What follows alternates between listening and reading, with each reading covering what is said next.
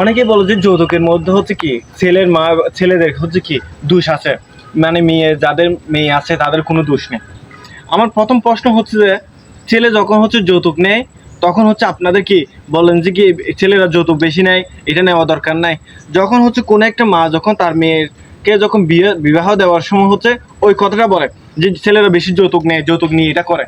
যখন মেয়েগুলো বিয়ে দেওয়া হয়, যখন অনেক ছেলেরা হচ্ছে মেয়েগুলোকে যখন ফ্রিতে নিয়ে যায়, কোনো টাকা পয়সা নেয় না, তখন দেখা যায় যে ওই মা তার ছেলের জন্য বউ আনার সময় ওই মায়ে কিন্তু প্রথম বলছে টাকা দিতে হবে, এবং যে মেয়েকে ফ্রিতে বিয়ে নিয়ে গেছে মানে বিয়ে করছে ওই মেয়ে বলতেছে আমার ভাইকে টাকা ছাড়া আমি বিয়ে করাবো না।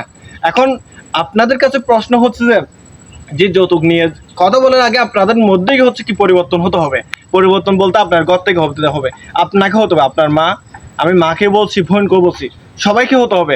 তখনই হচ্ছে এই যৌতুক নিয়ে হচ্ছে পরিবর্তন আসবে, এছাড়া কখনো পরিবর্তন আসবে না। ছেলে কখনো বলে না যে আমাকে যৌতুক দিতে হবে, আমাকে এত টাকা দিতে হবে, এটা কিন্তু ঘর থেকে বলা হয়। তার মানে মা আছে, বোন আছে, এরাই তো এগুলো মিলেজুলে কথা বলে, তো এদেরও কিন্তু সমানভাবে অপরাধী। তাই আপনি পরিবর্তন হতে না পারলে কথা বলার দরকার নাই। আপনার মেয়েকে বিবাহ দিচ্ছেন, দেন, কিন্তু দেওয়ার সময় হচ্ছে কি ওই জিনিসটাও মাথায় রাখবেন যে আপনারও সন্তান আছে।